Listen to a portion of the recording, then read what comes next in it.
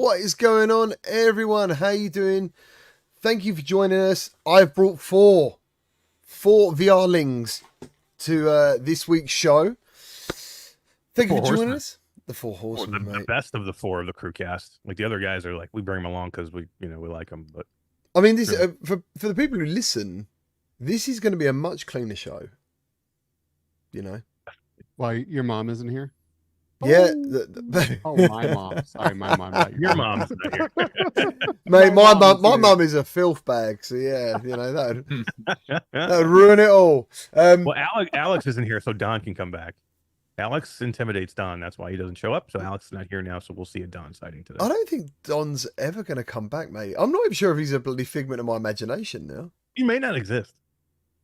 He doesn't. He's part of the simulation. I wonder if it is like Brad's second account. Because he's always a bit like in the shadows, isn't he? Just looking around. I bet he thought, I know what I can do. Schizophrenia. Yeah. Just to point out, it's a special day. Brad has had an absolutely brilliant close shave. Knock the years off. Looks fantastic, man. Look good. Thank you. Are you going to keep it up? Dude, I usually hate shaving, but I bought a new razor someone recommended me. And it's like the first time that like it didn't hurt. So yeah. I can't even remember what it's like to have a close shave, man. I've never been a close shaver. I always just used like hair clippers, fucking grade 1 or whatever. I literally stopped close shaving a very long time ago. I don't know. I didn't really like it. But yeah, my audience wants me to look. I won't get into that. But anyway, yep. Go on. No, you can't say that. Your audience want me to. What? What do they want? The word femboy is put a lot in my comment sections, but yeah, we're not. Yeah. As long as you like it, mate. That's all that matters. Fembot? Is that what you said? Fembot? Fembot? Fembot? No. It's not important. All right, moving on. Moving on. Welcome, everyone. How are you doing? It's new YouTuber. Gladly, it's Bradley. Yes. So yeah, Biggity Bam, how you doing? How is everyone? Thank you for joining us. I did say, right, I should set an alarm, or can someone remind me, in an hour's time, or just under an hour's time, we're going to do like 5-10 minutes of just literally answering some Q&As from the chat or whatever, because I feel like sometimes some comments fly by and we miss some bits. But this week's show, I think I wanted to talk about a bit of state of play, a bit of what's happening in gaming, and obviously the Apple Vision Pro.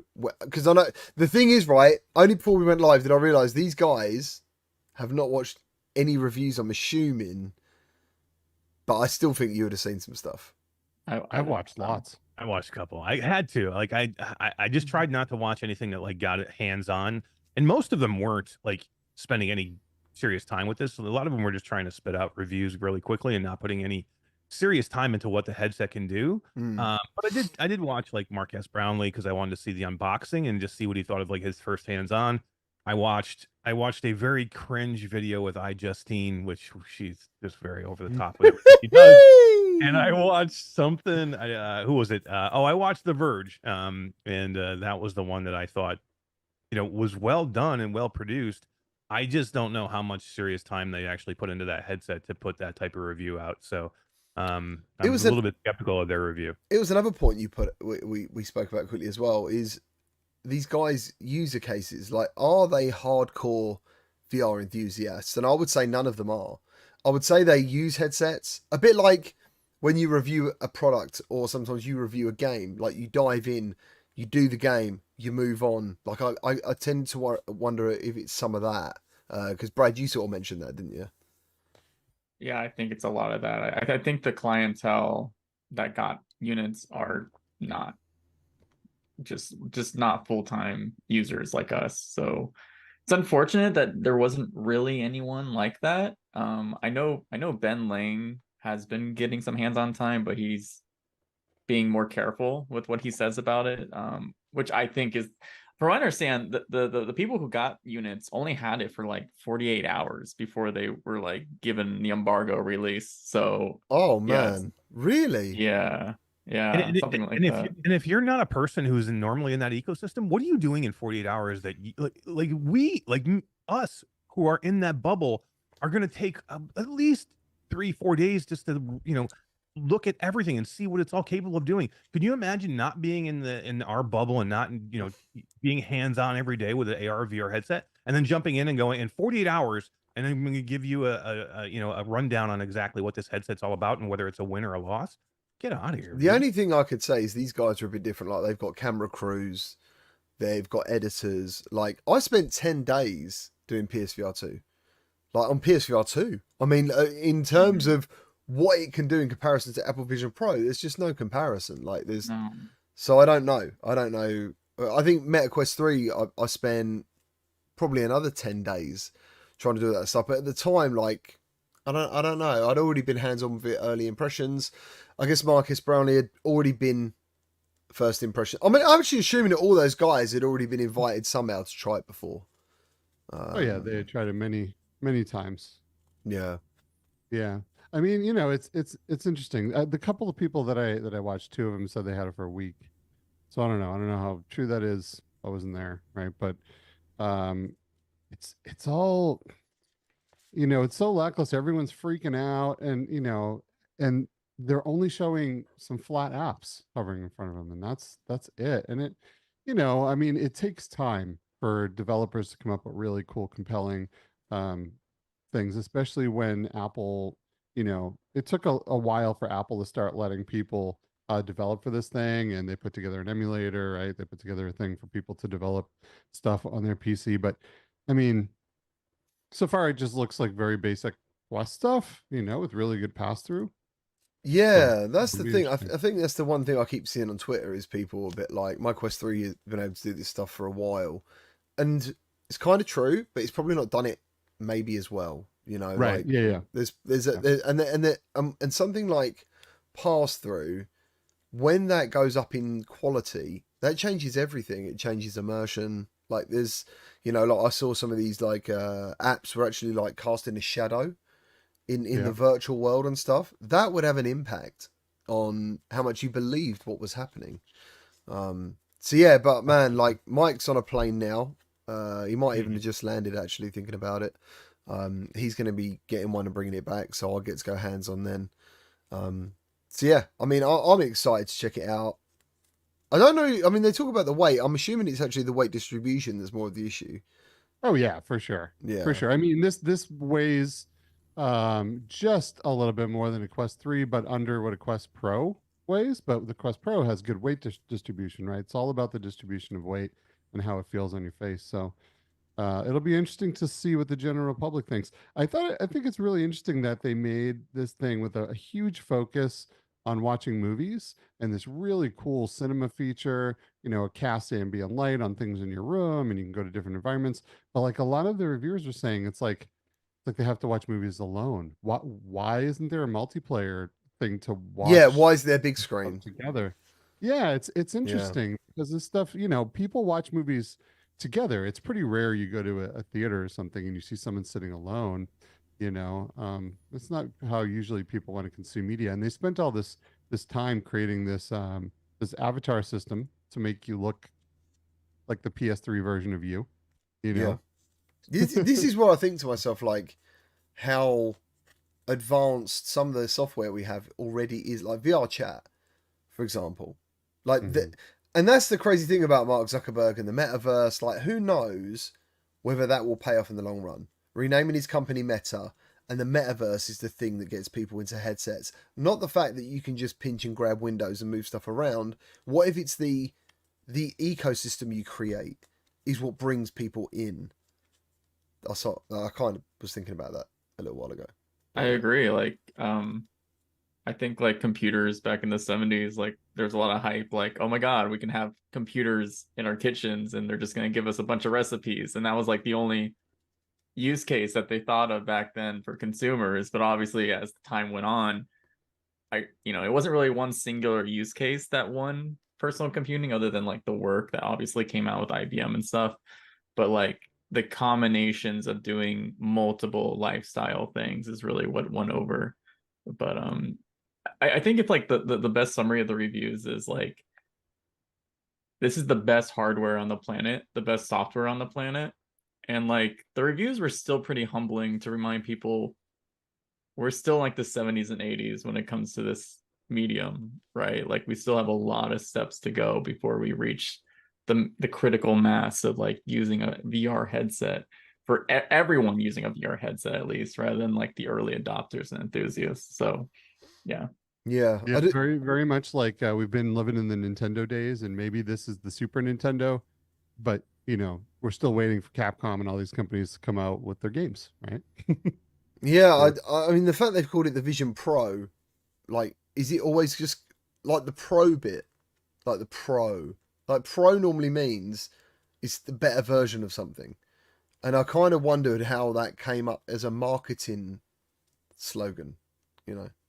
They started removing references on their main website, like on apple.com. It doesn't have a Vision Pro button to go to the Vision Pro. It's just Vision. And in the Oh, App Store, it's called the Vision App Store. It's not the Vision Pro App Store.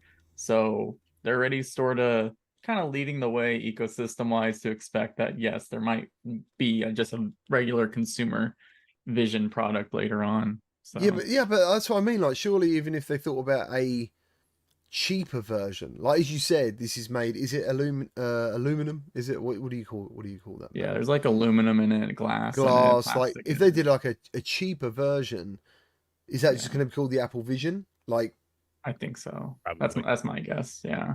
And hmm. I think like it's there's people wondering like why didn't they start with a cheaper model to like increase adoption and then make their way up? And I actually think that would have been more difficult than what they're currently doing because they have a kitchen sink product, right? Like the max high end has a bunch of features. They can figure out what works, what doesn't work, what hits consumers well. And then like when you build up and then come down, you don't have the problem like you got with the Quest 2 going up to the Quest Pro where no one really adopted the Quest Pro and you had this huge market of Quest 2 features that everyone targeted. Whereas now, when you have only a high end product, a kitchen sink product, every developer that's tinkering with it right now will use those features that are in it. And then they'll be able to bring it down to a cheaper product when they, again, learn what is valuable to consumers. And that will happen. They're going to pare a whole bunch of stuff down that they find that nobody's either using or it's not viable or it doesn't make sense or, whatever it'll be. And that'll be in the next version. And, there'll be a lot of people that are guinea pigs with this headset. It's going to be like any first headset. The early adopters are a lot of the people that have to go through a lot of the issues and play some of the stuff there or use some of the stuff that's not ideal for the headset until it's kind of like honed in a little bit. But it's part about being an early adopter, I was, being on the front end of something special. yeah. Did you remember when the iPhone first came out? Like you got the apps that were on the phone. That's all there was to it.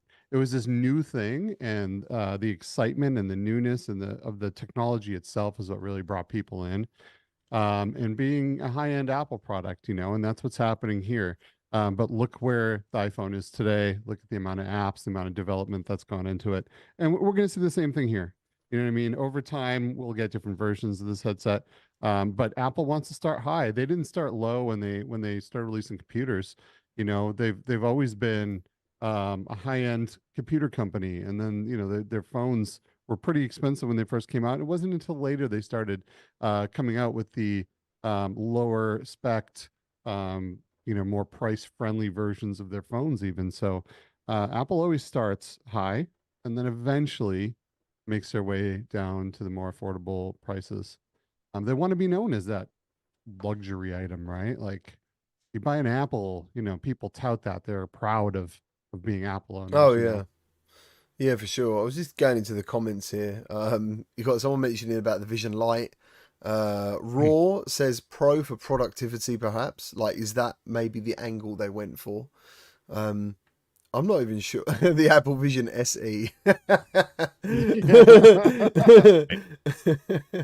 That's actually really funny. I think what you said is absolutely true. I mean, they're not showing much except for people going into their mail, their chat, connecting up to their Mac and having a big display to work with on their MacBooks, right? They're showing people looking at pictures and movies, but it's really let's get stuff done. Apple isn't going for gamers, although there are plenty of games coming. You know, we got the Synth Riders announcement, we have Demio, we have a lot of really good games, but that's not ever what they touted with their phones or their computers. It was productivity, it was getting work done, Yeah. it was doing life. You know what I mean? And that's kind Yeah, of what they were they're going basically for here. battling BlackBerry, weren't they? And that was what it was Yeah. all about, Yeah. is and the joke of it's actually a movie. It's actually pretty good about BlackBerry, and how everyone just laughed at the fact that this phone just didn't have a keyboard. They're Yeah. like, they're never gonna fucking get away with this. There's no keyboard. What a joke! And then obviously it went completely the other way. To this day, I still love typing on the BlackBerry more than I do on any smartphone without a tactile keyboard, right? But They had not the roller very- ball as well, didn't they? That was a They feature, did. didn't it? The little Little roller roller ball. ball. Yeah. Yeah. What about In Brad? You ever BlackBerry. been into BlackBerry? I did have one BlackBerry. What was it called? Oh my god. Curve? That was the near the No, end. it wasn't. It was kind of the. It was okay. It was a. Was Droid like a version of BlackBerry? BlackBerry Droid? I really feel like there was something like that.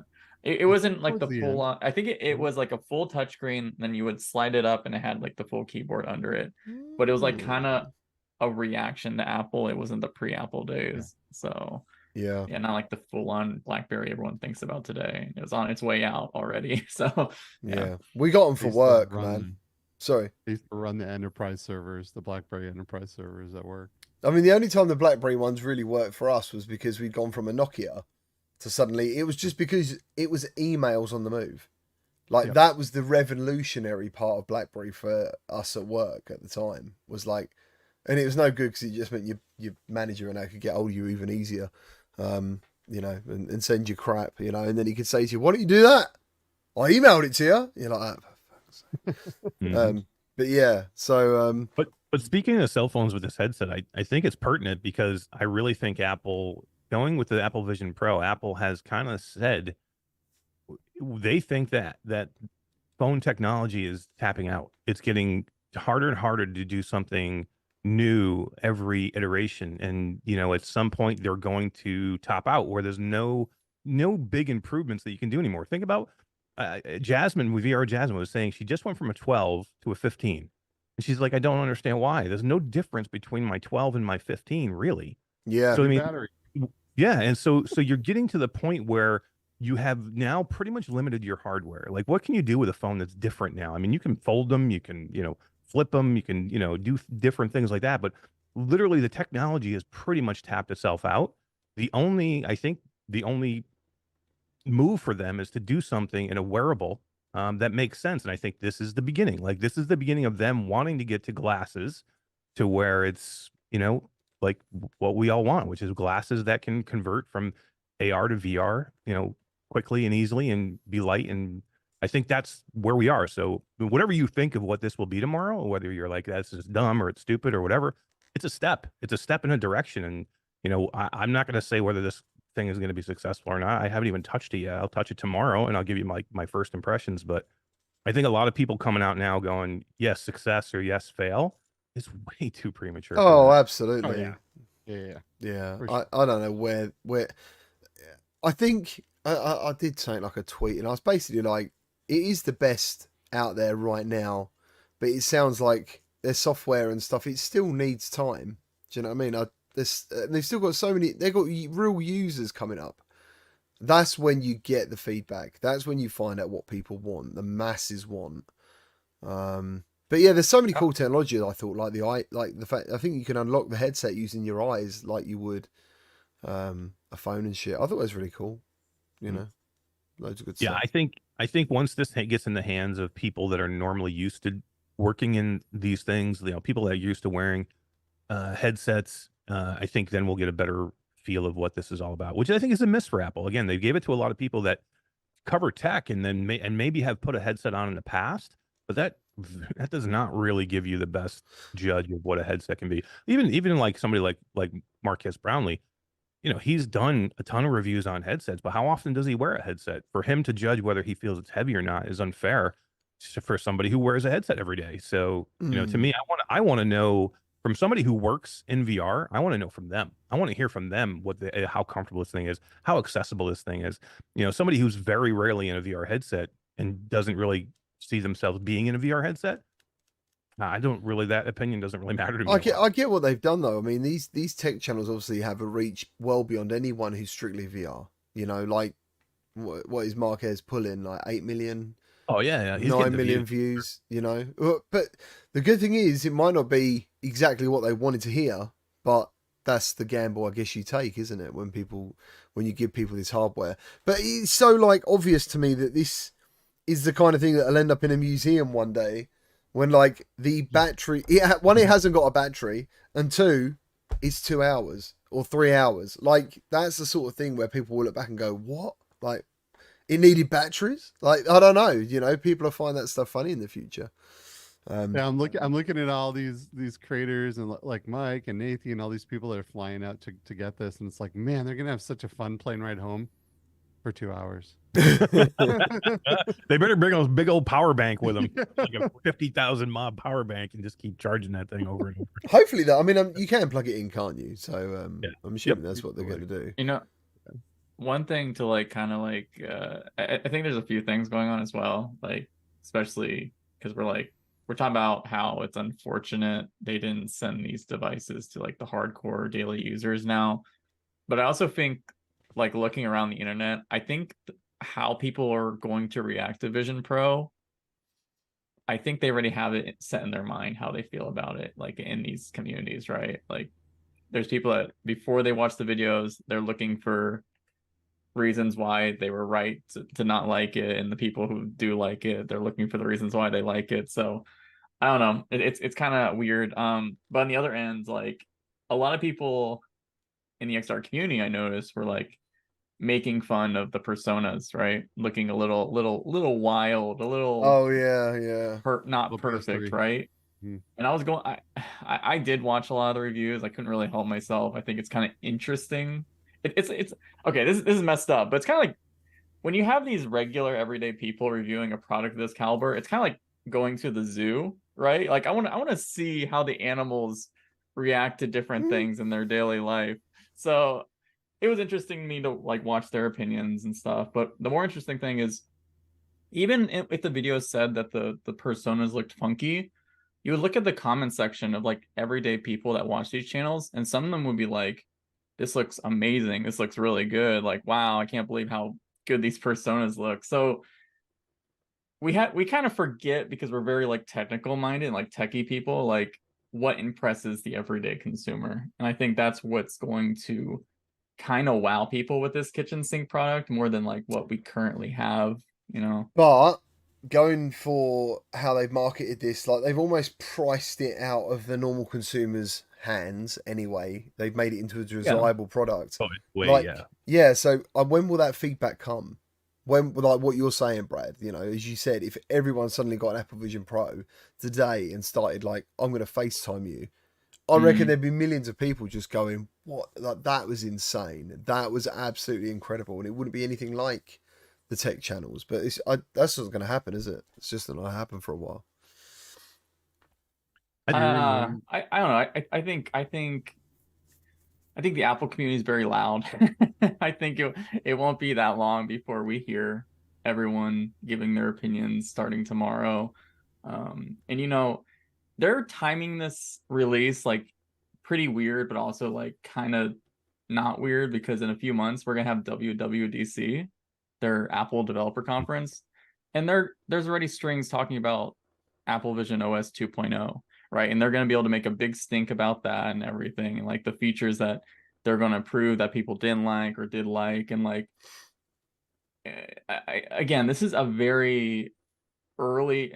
XR is still very early. I think this product is a good step in the right direction, even if it's not this big Cambrian explosion everyone always thinks is going to happen for this industry. So yeah, when you like take a step back and like again feel like this is just a long haul technology, I'm feeling very like just chill about the state, what people are saying about it now. So I'm just glad it happened in general, and every single review no question, all said it is a VR headset.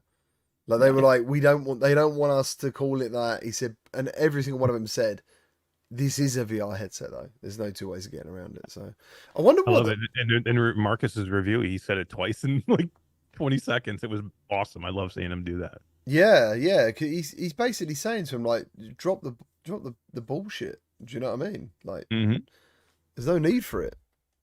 But I think you're right, though. It's cool seeing everybody talk about this, no matter what. Like, I mean, most of the reviews are not, bad. Some are good. Some are okay. Some are like nobody's coming out and saying, "Oh, this is a steaming pile of shit." You know what I mean?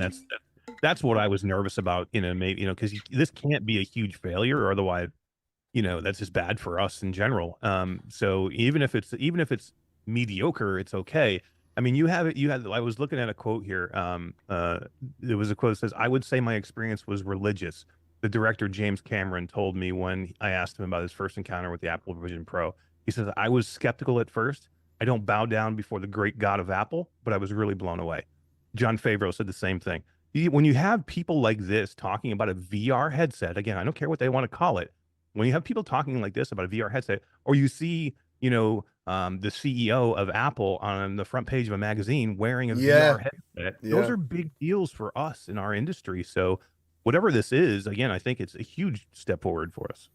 You are 100% right on that. And I want everyone to take a look back too on when Apple released the iPad. They had one of the biggest stock drops in their company history. No one in the stadium, like where they do the presentations, even really clapped. It was silent. It was awkward. Steve Jobs is up there going, "No, seriously, you just got to hold one of these things." And everyone's like, "Why do we need a big phone?" Like people don't often understand at first, right? But most people didn't buy the iPad 1. They didn't buy the iPhone 1, right? The second gen and the third gen is when it really started to It take was, off. iPhone 3GS, I think, was the one that was the most popular. Like, suddenly everyone was there. The App Store was there. Games were there. iTunes and stuff. Yeah, I think the 3G was the one where I jumped in. Yeah, totally. That was super popular. That's when everyone really started popping on board. Yeah. That's when I think the App Store came out on maybe the second one, or was it the third one? I can't remember. But either way, Apple makes huge leaps and bounds in the first couple generations of a product. They always do, so we'll see where this goes. Either way, this is phenomenal for the industry. It just is. The bit I'm interested in is, what do you think Meta are going to do now? Like, how do you think they feel with this? Because when I was watching the reviews, like the stuff you're just seeing on screen, I've kind of seen in some way, probably a lesser way. The video quality wouldn't tell you that. Like, the video quality was pretty similar, but because of the I guess the way it was recorded. But do you think they were kind of like, yeah, this is great? Like, people aren't saying this is the next best thing of all time. They're mentioning our product. They're mentioning similarities. Like, what do you reckon, Brad? Like, how do you think they felt? Yeah, I think it's going to be very good for the Quest ecosystem. Like, at least I think today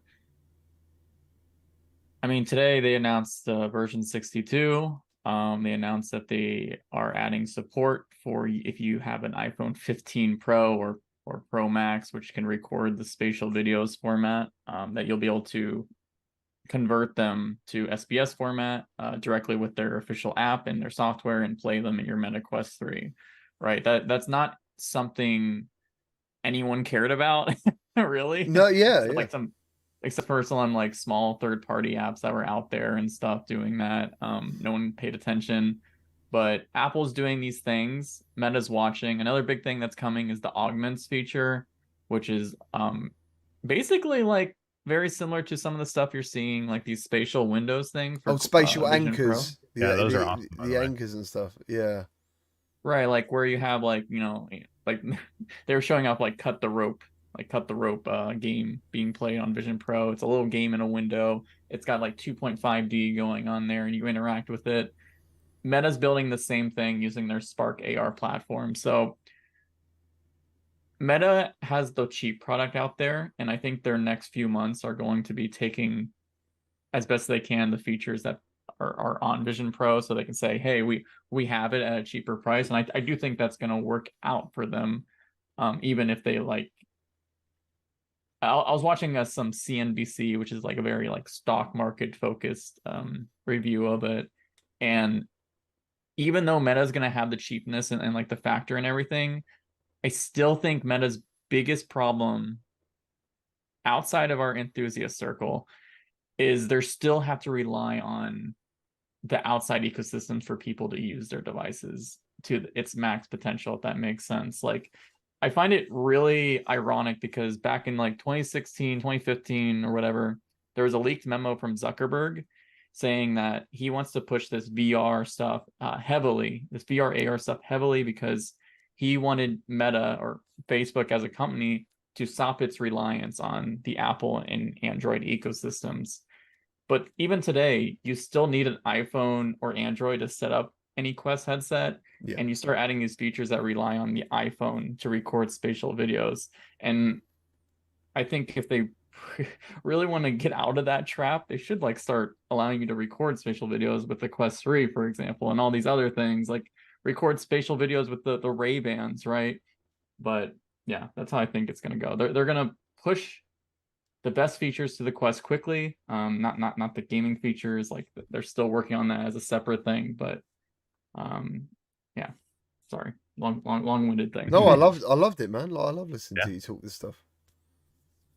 This is going to rise the all ships, as they say with, rising tide raises all ships, right? So people are going like when the iPhone came out, what happened? It created this huge thing called Android, right? There was iPhone and Android. So there's like like Ferrari didn't go out of business because Kia, or vice versa, right? You know what I mean? Like, there's different price points, there's different markets. Not everyone wants to spend $1 billion on this one thing. Not everyone wants to spend, wants the cheap version. One's kind of a console for video games, one's for productivity. They're two very different and separate things, but they're both going to help each other out. Like, a lot. I think a lot of people are going to put that Apple headset on, and they're going to go buy a Quest because they're going to be like, whoa, this is awesome. I didn't know we were here for VR and AR and MR, right? And they're going to go and buy the one they can afford, or not just the one they can afford. They're going to say, well, this would be cool for games. I'm going to go buy the Quest, So this is definitely going to be good for all of the headsets and the entire industry as a whole. There's plenty of room for these types of markets to coexist together.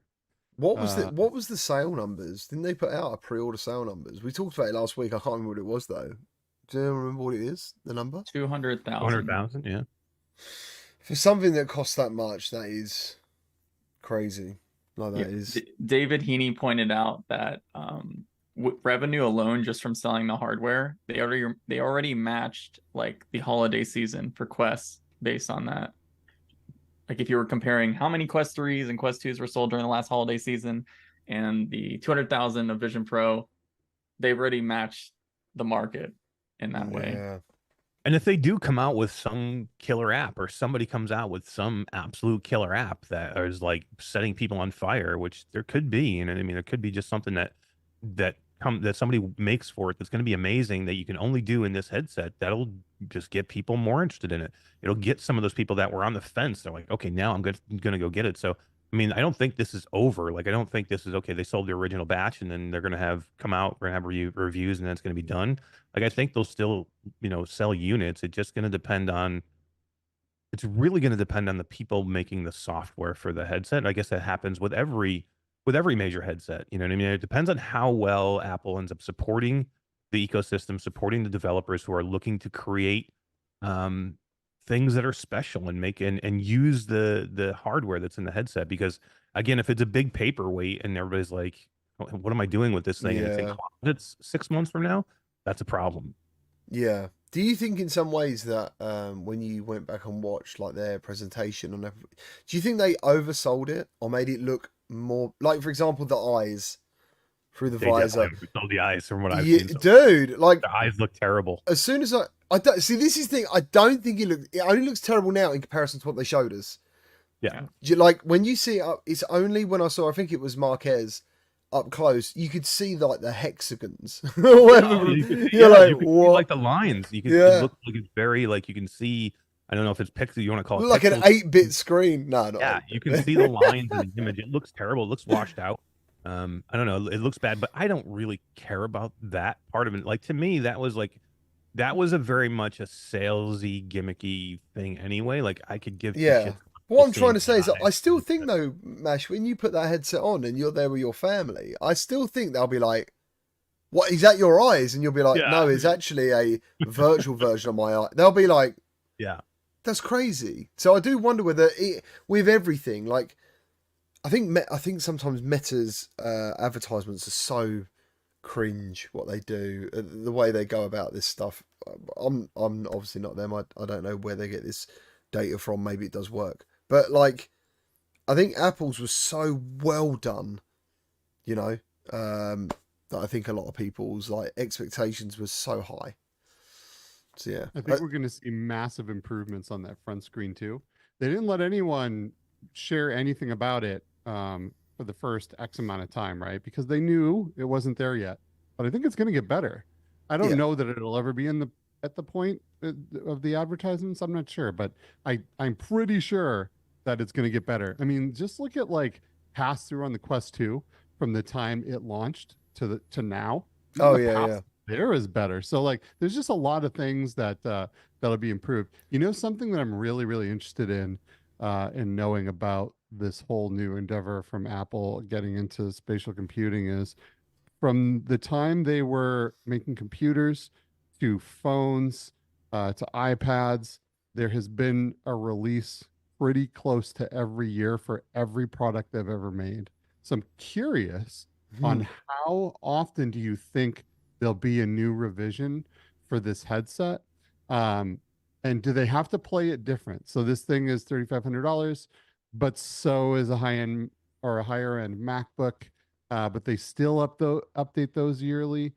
Do you think we'll start? And this is a good question for chat too. Do you think we'll see revisions of this headset every year to every 2 years? I'm pretty sure Brad answered that earlier, or someone asked that. Is that right, Brad? Did you kind of say about that? You think when an update's come in, or Yeah, I posted in chat the supply chain's expecting that Apple's going to release a cheaper end model first in like late 2015, early 2016. So like the Vision Oh. Lite that we are all kind of Yeah, speculating about, yeah. and then 2025, a true Vision Pro 2 successor in late 2027. So Oh, a wow. little So bit more it'd be a time than while. that yearly stuff you'd expect, and it's because I think the technology is not really ready for them to like make big wow factors in terms of like improving this point. Like, you know, they can improve some of the things. Like, actually, what can they improve? I can't think of, other than the processing, like improving the chip inside. Field of I think view. it's really difficult with Big the one. current processes of Yeah. what you can just make better in like a Vision Pro 2 right away. So Yeah, and still make it in any way affordable to someone. yeah. Like People don't realize how expensive this headset's technology is. So expensive. Like, Yeah. it's I get it. Like, yes, the Quest 3 will do a lot of these things, like totally fine at its price point. But I'm telling you, this headset is expensive to make, and the components are ridiculously like the next gen of hardware. So yeah. What do you yeah. guys think about the field of view being less than the Quest 3s? Yeah, I mean it's a little concerning to me. And like I said, I haven't put it on yet, so I need to see what it feels like. But I quickly lose field of view unless it's just super bad. You know what I mean? Like I'll get like it disappears from me after a time, and like it doesn't take long. Like I remember going from like a Pimax to like a Quest 2 back and forth, and you know it's stark for a minute. You're like, oh man, this looks really bad, and then literally whatever I'm doing, once I'm into it, I kind of forget about it and it goes away unless it's just like super bad. There have been a couple of headsets that were really, really bad with field of view, and then they're constantly seems like it gets in the way. But I think where it'll be, it'll probably end up being something I get used to. It's really interesting you say that, right? Because when I used the Pimax, I wasn't that blown away by the field of view. Well, that's the crystal. I was thinking more of The the crystal. 8K. Yeah, the crystal is very similar to the Quest 3. I was Is thinking that like more of this. 130? Like Is the it 8K is 200. Yeah. 200? The 8K on full, but 200. you got to turn Huge. it up all the way. By default, it's 160, but if you click Right. that button, it gets huge. It is. Yeah, if you've never pretty tried an wild. 8K, like I don't know if you've ever tried one, GT, but No, it's I like, haven't. No. literally, if they could ever make that field of view and make it not in a size of a Pimax headset, so where it was in the size of a regular headset, I wouldn't game in any other way. Like that, it's stark when it's like that. But again, like to me, it goes away quickly as long as you're not getting down into like As long as you're the not seeing the 70s or tunnels. 80s. Yeah, exactly. As If long I as don't look you're, like yeah. I'm looking through toilet paper tubes, you know what I mean? That's where it gets so bad that you can't even barely use it. But as Yeah. long as I'm in the hundreds or even like 90s in field of view, it really doesn't bother me that much. I get used to it. Yeah, because that's our acceptable thing now, isn't it? That's what we know, and it's only got better. But I remember, as I think I've said this before, trying the Vive Pro. I think it was the HTV Vive Pro, and at the time the Rift S just come out, so I was trying to eyeball, what do I get? An Index? Do I get a Rift S? I didn't really want to go for the base stations and stuff, so I went with the Rift S. Funny enough, because I used it. I actually thought it was quite a nice headset, especially for the money. But I went to a Vive Pro, and that was exactly what you just described. It felt like I put toilet paper on my eyes like that. And then I went to the Index, and I was like, wow. Like, that step was insane.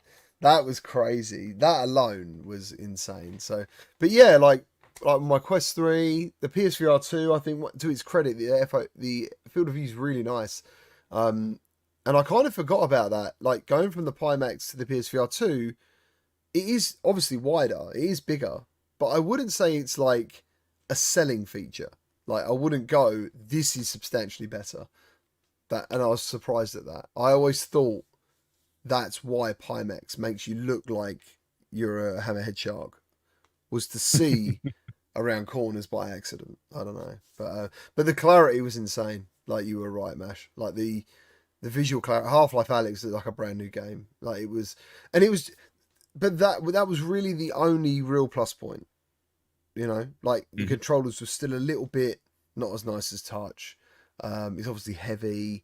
I didn't like wearing it, but still, the visual fidelity was fantastic. I can only I'm assuming big screen's got a lesser field of view, but you probably have clarity similar or better of that. I'm assuming. So yeah, like the FOV I get on my Beyond is like actually not that, like, it's like 98 horizontal by 90 vertical for me, yeah. which does not sound like a lot. You're right on the edge of where it bothers you. It is like, yeah, I miss, Because the you was big an FOV index, from, you was like, an index user, weren't you, Brad? Before. I was an index user before I full-time Beyond. Yeah, So like yeah. I miss that. Like it's great to have that world opened up, but I don't know. It's really nice to have everything else, right? Like I can, like, when you do a lot of the, like, figure out like what's going on physics wise with all the optics and displays, you like can appreciate more of like the different trade-offs that each company has to make to get that. Like, Quest 3 has a bigger FOV and wonderful lenses, but they could not, I don't think even Meta could put in a 1.42 inch micro OLED display and get the same FOV as Quest 3 with current optics technology. It's just, all these things are very difficult and you have to make the certain trade-offs. And for me, I really love having like this pancake lens micro OLED combination, because it just feels, it feels nice not having, like, how do I explain it? When you have a certain level like of visuals, like the clarity thing, it just, you don't feel disconnected as much anymore. I was just gonna Like, say, it feels more immersive. it does. It really does. Like, I don't even want Yeah. to say immersive, because like FOV is also pretty immersive, right? Yeah, But yeah. it's a different thing. It's like, I feel more present when things look high clarity, but with FOV, it feels more immersive, if that makes sense. It does, So, mate. I think that's really well put, actually. Yeah. And obviously, what we want is the combination of the two.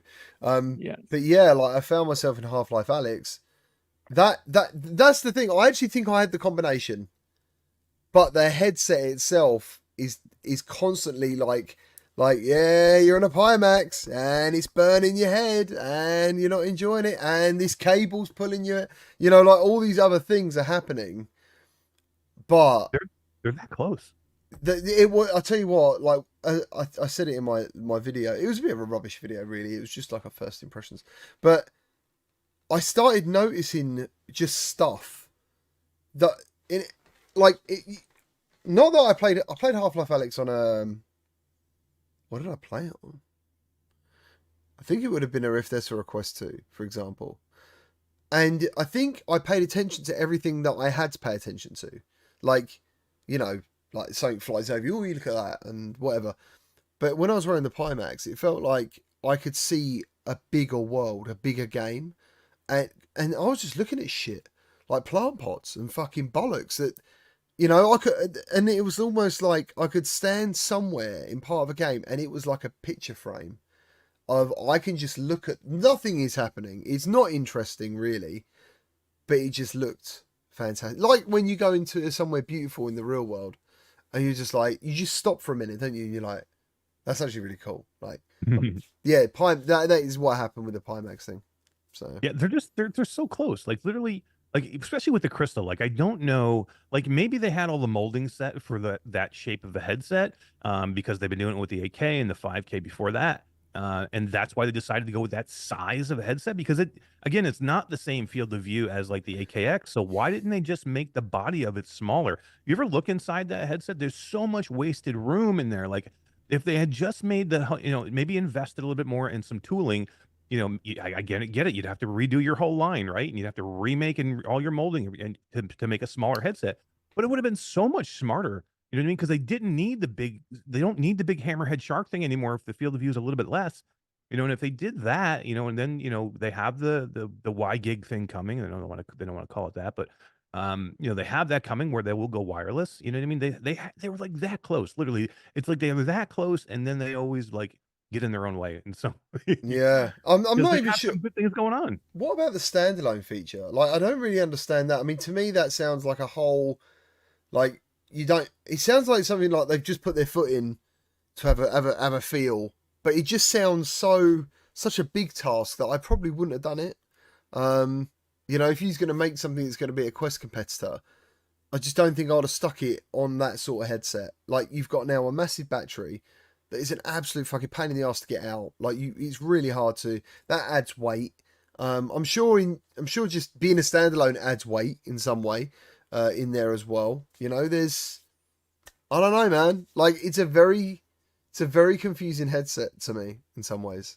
The mind boggles with what's when you there. look at, I don't think, like, for example, I don't think Quest makes the majority, or Meta makes the majority of the money off of selling their headsets. I think the majority of the profits come from selling software and from taking a cut from the other people that are successful in selling their games, right? Was it like 30%? They obviously take Yeah. I don't know. Is it though? Is it 30%? Because people were kicking off about Apple taking 30%, and I don't know whether I've got that mixed up. It's 30, and the same as Steam. They all take 30. Yeah, It's cool. 30, but I think in Europe, I thought there was other fees. Something that brought it happened, closer to recently. 50% Yeah, there's a or reason that something. Netflix and a couple of others aren't on their platform, and it's to do with this fee or something that happens in Europe. I don't know enough about it. I was kind of hoping Brad would talk about it, but I don't know. Maybe he hasn't looked into it. Since he's European, no one cares about Europe. He's got better. He's got better American Pepsi cans, and stuff. I saw his Pepsi can before, and it looked so old school retro. I was really jealous. Look at that. Oh, look at that! Yeah, and it's full fat, isn't it? Pepsi, the one. Delicious. I'm not sponsored. I was gonna say, are you gonna go to Doritos next? Grab a bag of Doritos. That's just like. I'm willing. Hey, Pepsi, if you're out right, there. bring it on. I will say one last thing about Pimax in the store, and then this is any headset company out there that's like, hey, I can do what Meta does, and I can make a store where you'll come buy your shit from me. And I think it's been proven several times now. it's a flawed model. It's a flawed business model. So if you think you're going to jump in there and you're like, I can do it and I can be a competitor meta because everybody wants a competitor meta, it's not that easy and it doesn't work that way. You have to have developers who see value in your platform because you're going to run out of money just paying them to come over there. I was- even ByteDance. I was ran out gonna of say this is Pico. You're talking more about Pico than Pimax. Yeah, Like it Pimax, doesn't matter though. It's anybody like HTC. HTC tried to do it. They have no games on their platform. Viveverse. That's what I want to say. Exactly. The Vive XR Lite is actually a decent headset, but they have no ecosystem for their store. So their standalone is dead. There's nothing going on there. Pimax, their store is dead. Pico, the store is dead, folks. And you're like, oh, maybe they just got Vertigo. They just got what was it? Arizona Sunshine 2? Arizona Sunshine 2. You want to know how long that's probably been in the works? That deal was done 2 years ago. So don't tell me they got new stuff coming to the Pico store. That's not happening anymore, folks. So if you're in that Pico ecosystem and you're like, I can't wait for all the new games I'm going to get. And do you know why they do it? Why these developers port them? Because they buy games in bulk. So the developers don't even have to. What happened? One of the ones was contractors. So they probably said, right, we'll buy 50,000 keys. And obviously, if we sell them, we'll buy another 50,000. All right, cool.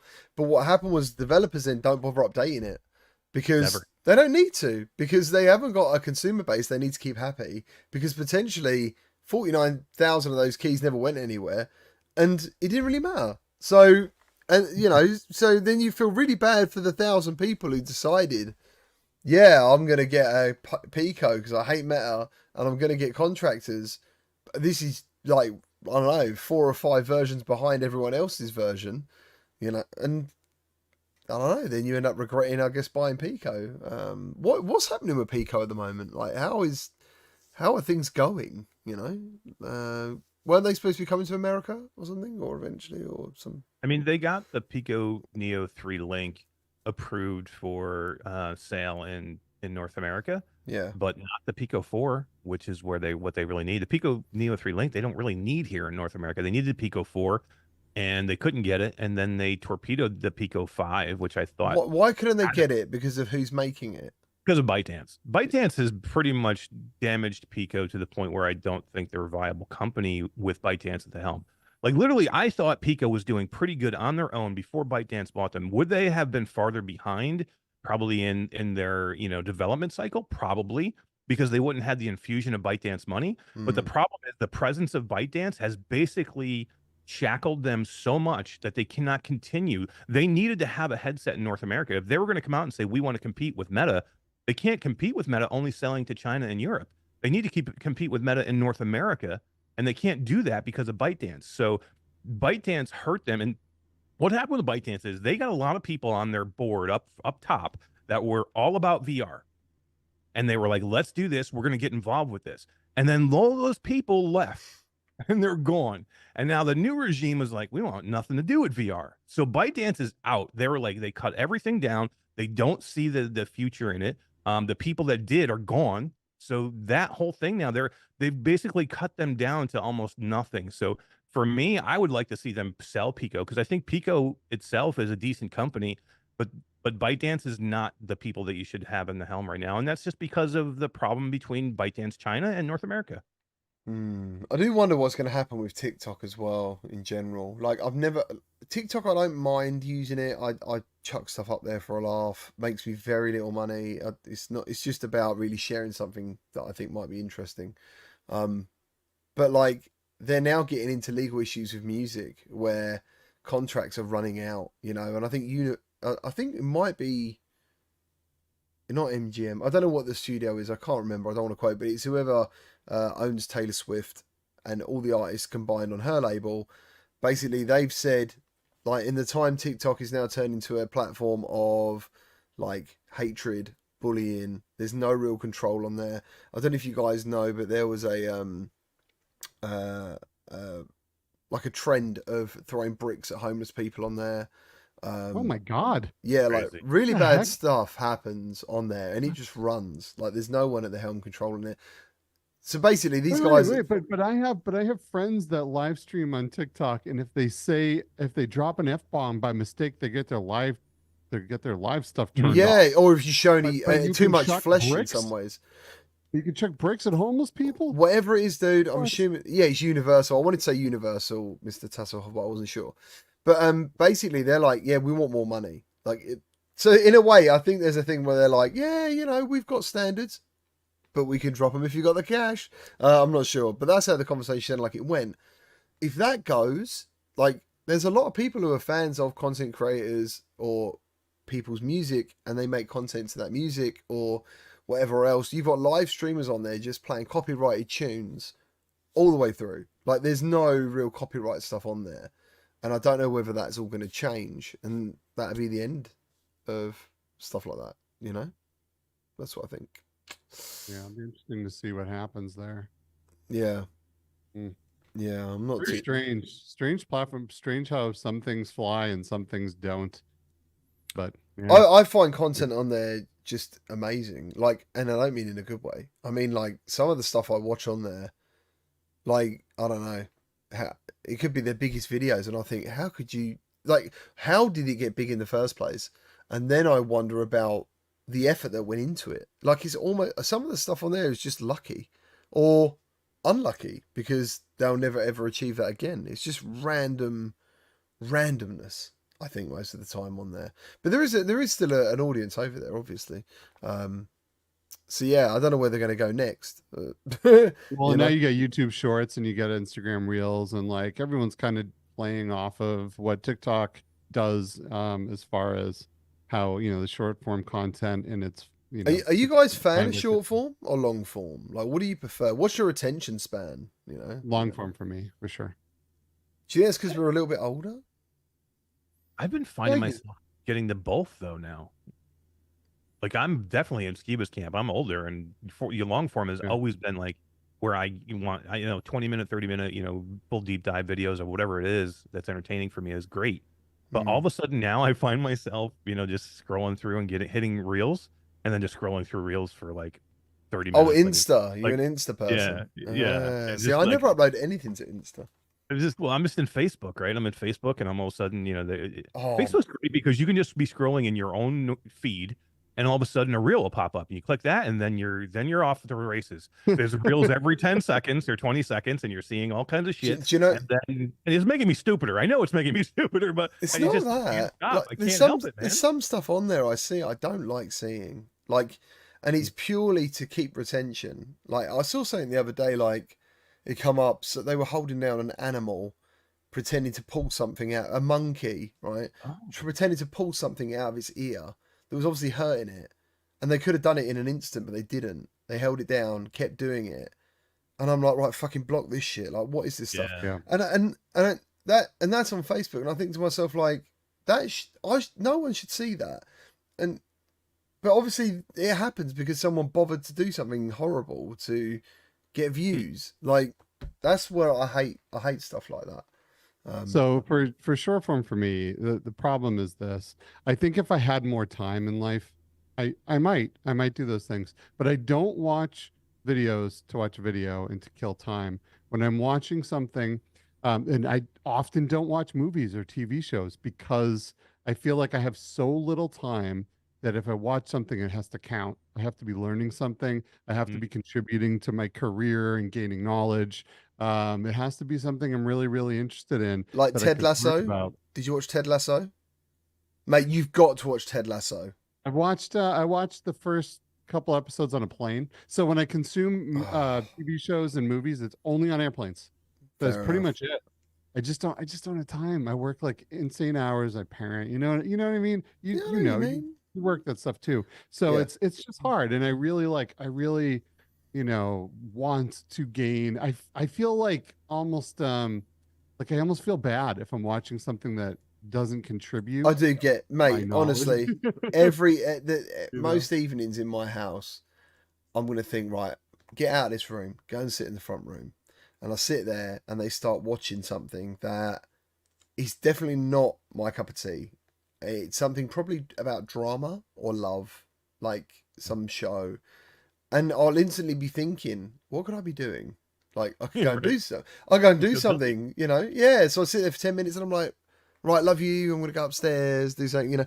And that happens so much now. That's why I really enjoy that now you can binge stuff. Like they release Yeah. a whole season at once, and that's how I normally consume my media.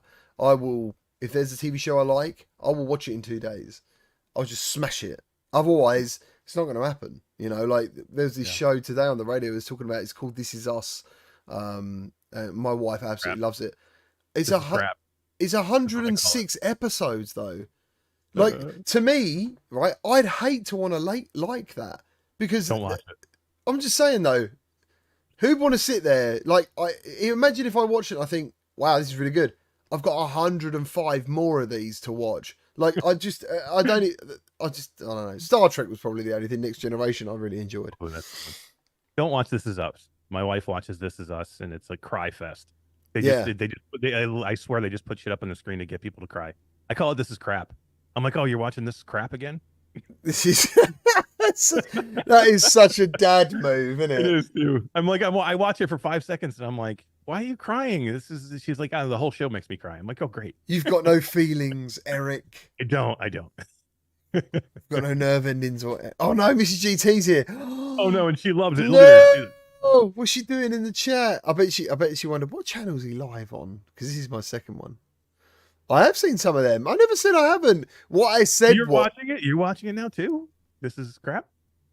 I know it's got a guy in it who was a fireman and he dies or something. That's about all I know. I hope I didn't ruin it for anyone. But I don't really remember much of it apart from that bit. It wasn't. That's what I'm saying. It wasn't. You're getting told off as well, Eric. I know. My wife loves it. Trust me. My wife hates me every time I say something bad about it. She absolutely loved that show. Yeah, but yeah, Ted Lasso. I loved that. Like that was probably the one. I think we watched it last year.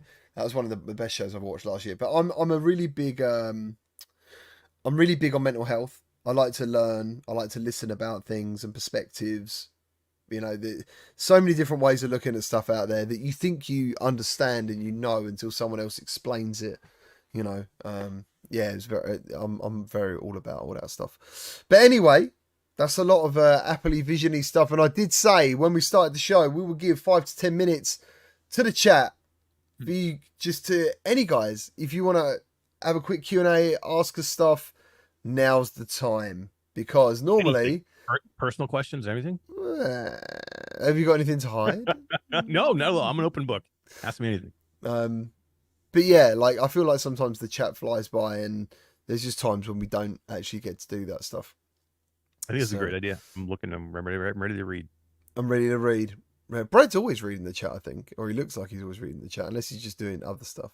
I don't know. I'm reading the chat and I'm reading the new reports for earnings and profits that just came out from Meta. So, yeah. I mean, that sounds very engaging. What does that mean? What they just announced their Q4 operating losses, and they lost a record. What did it say here? I just had it up. Oh, I'm so mad at myself. How did I lose this already? Okay. They lost money. No. Yeah, they lost a record. 4 points. This is Reality Labs only. $4.65 billion, record ever for just the fourth quarter. But on the good side, that was just fourth quarter. Just fourth quarter. Just fourth. Chump quarter. change, mate. Chump change. Wow. Yeah.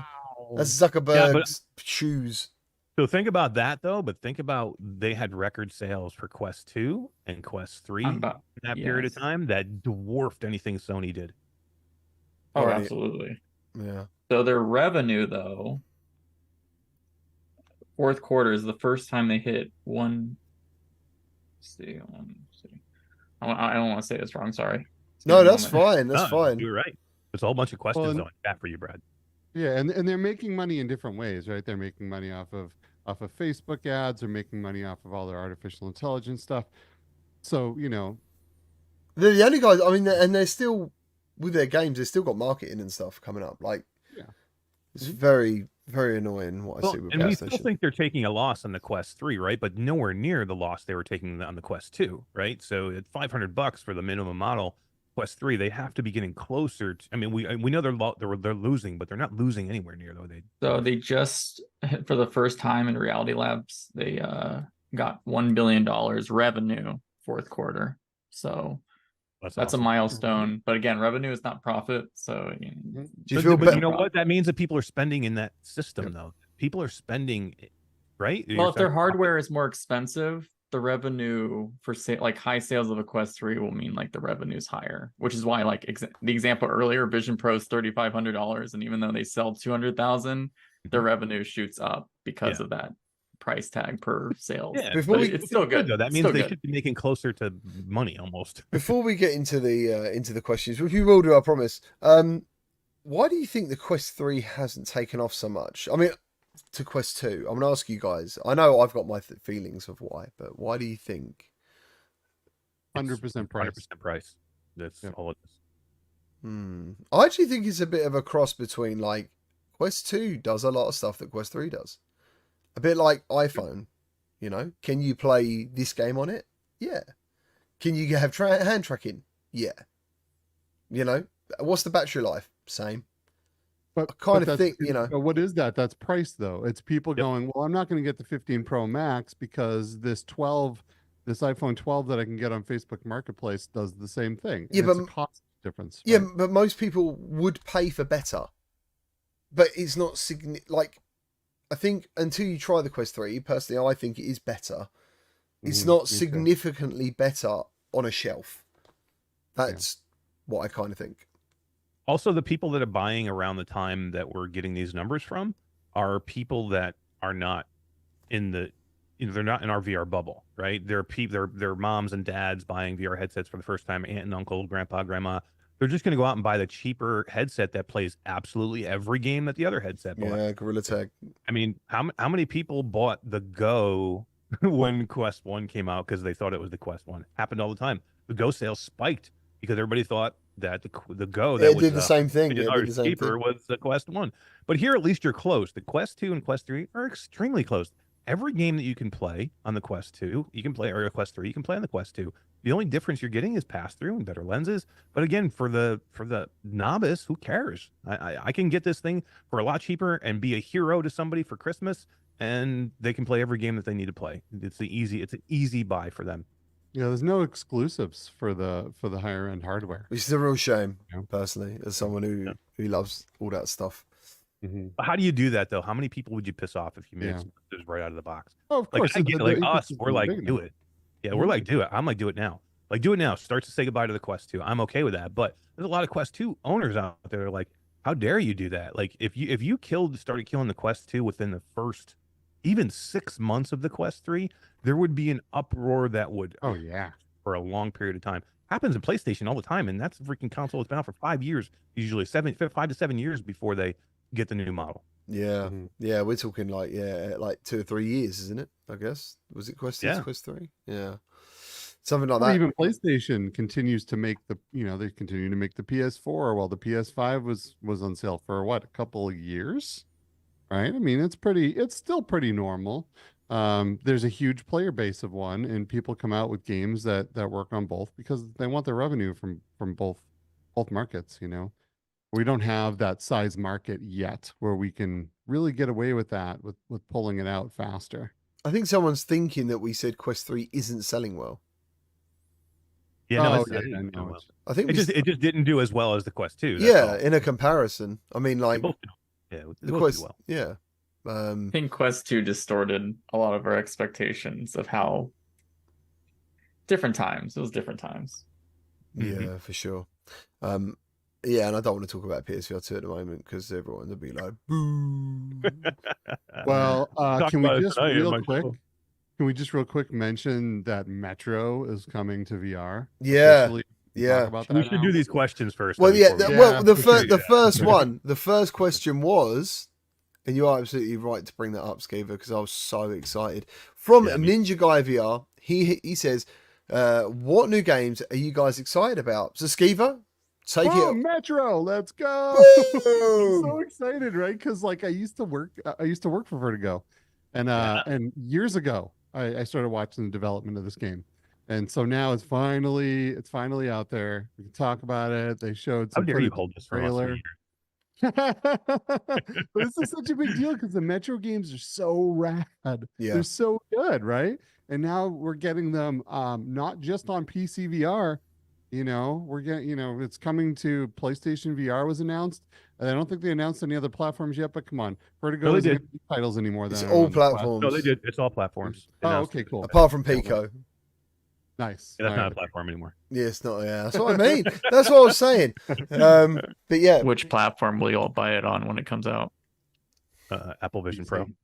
I'm probably going to go PSVR 2 personally. I'll probably go PSVR too. but, Also. yeah, especially if they have anything with the eye tracking or with the haptics. They did, and I'm only basing that on Arizona, but more so I'm basing it on Seventh Guest. And this is the thing. I think some people aren't maybe always like me, where I can appreciate a game of a lesser graphical quality but still be the same game, and I mean that like from Master System to Mega Drive to Game Boy. Like I can do that and still see a good game. I don't think people do that sometimes with the way they react to this stuff. But yeah, I like, to me, going by Seventh Guest, PSVR 2 was so close to PC on that one. Unfortunately, it launched very washed out, but I think they've fixed that now for some reason. So I think with Metro, like, and Deep Silver, there's going to be a quality control here above just what Vertigo will do as well. So you've got Vertigo's Q&A, Deep Silver, because it's their baby, you know, that's where it come from. So, L4A game, sorry, as well. So, you know, Is this their first game with Deep Silver too? Right? Is this their first game that isn't theirs? Yeah, since Vertigo was bought by Deep Silver or the conglomerate that owns the Deep Koch Media. Yeah, Koch Media. Yeah, this is their first one. Yeah, they're going to make sure this one. Out of the 5, they announced 5, I believe, in the lifetime. So yeah, like and what you said, Skip, I think it's going to be like, I'm very excited. And there's only one reason that I don't pick PSVR 2 for a lot of these things, and that reason is very much on me and my head shape. That it just hurts me to wear that headset. It's constantly slipping all over the place. The lenses are digging into my nose. It just doesn't fit right for my head. You know what I mean? It's an awesome headset. You know, I binged Resident Evil 4 remake because it was so good, and a lot of the titles on there, even though I have to get through that issue, but for me, that's just the problem. So if I can play something on PC VR, I'm going to, just because of comfort. And that's the only reason. Do you know what happened the other day when I played Survivor Man VR, which I heavily suggest no one does? I had a bit of a cold, and I found the flaps on PSVR 2 aggravated my nose so much, dude. Like I was thinking, do I need to cut these things off? Like I can't forget, and I'll talk about immersion and stuff. Even though I've got a globular cluster on there, like it works really well. Maybe I should have adjusted the top strap again. But yeah, tape down the nose flaps. Just use some tape. Yeah, you can or you can trim them. You can just take a pair of scissors and just trim them. They're because they're huge. Yeah, they're but if you flappy, tape them though, then you can put them back. You can take the tape off. I'll tape them. Oh, that's a good idea. I'll get to work on taping them. They do suck. I hate them. Yeah, because what happens with me is I'll pull my headset up like we always do, right? Everybody always just pulls their headset up. Yeah. When I go to pull my headset back down, the nose flap goes up and then into my eye, and then I'm like, nose flap sticking into my eyeball, and I'm like, what the fuck? So I end up having to pull the entire headset off, re-put it back on my head, and then get everything straightened out. And then all of a sudden, because with the PlayStation, the sweet spot, the eye tracking, I gotta figure that all out again. And then by that time, I've screwed up my eye tracking. I gotta recalibrate my eye tracking. But yeah, cut those things out of there. Chester Meadow says, when will Meta release the Quest 4? Tomorrow, I think, is launch day. That's how they beat AVP. That would be a Gaben move.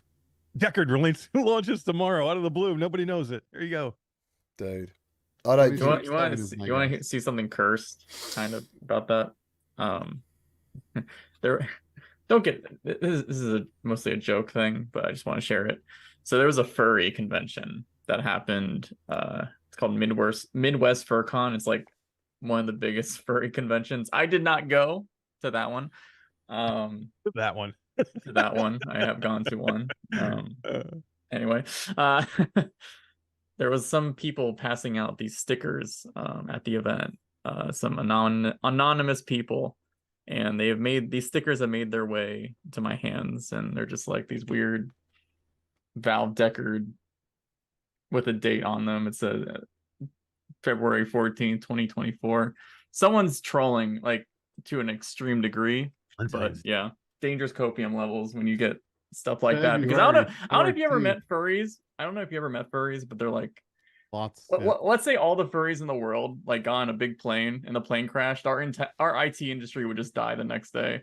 So yeah, it'd always be suspicious, but yeah, it's pretty funny. I'm Take it just seriously. reading about it now. I do always bump into them in like VR chat, or what was the other one that had problems that went recently? Ski Neo? used to love it. Neos, Neos, yeah. Now I'm going to Resonate, their new platform, right?